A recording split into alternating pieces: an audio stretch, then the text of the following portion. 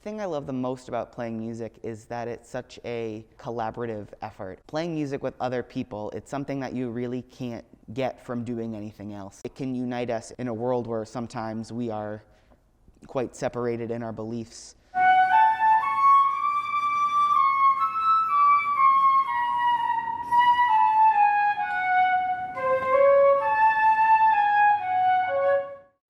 I'm a sophomore here at Syracuse. I'm a music education major with a disability studies minor.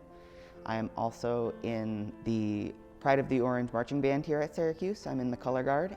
I identify as a gay transgender man. I transitioned when I was about 14 years old. I was born female.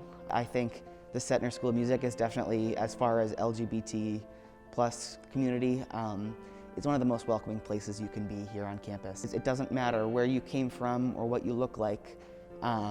Everyone here is a musician.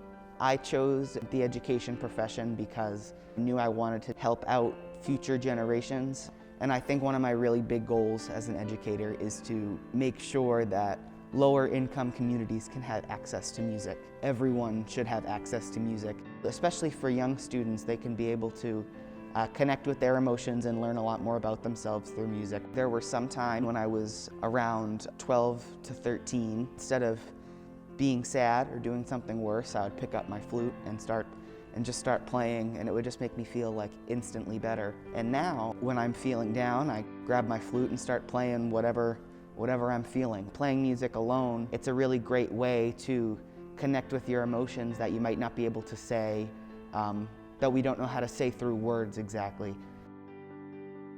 I played flute before my transition. Even though the flute is female dominated, I was like, I really, really like it. So I don't have the desire to change to an instrument that's typically played by people who identify as male more. As far as color guard goes, even though I'm one of the first male identifying people in the Pride of the Orange color guard here at Syracuse, I couldn't have been better received by everyone.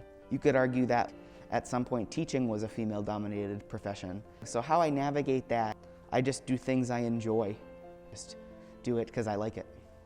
The main reason I love sharing my story is because I had a really, really great transition experience, and I know a lot of people really don't get that. If there's any knowledge that I can give to people who may be having trouble right now with their identity or with anything else.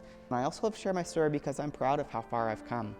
I know I was in a really bad place when I was 13, 14 years old, and now I've grown exponentially and still am at this point in my life, and that's something I'm very proud of, and I wear it like a badge of honor.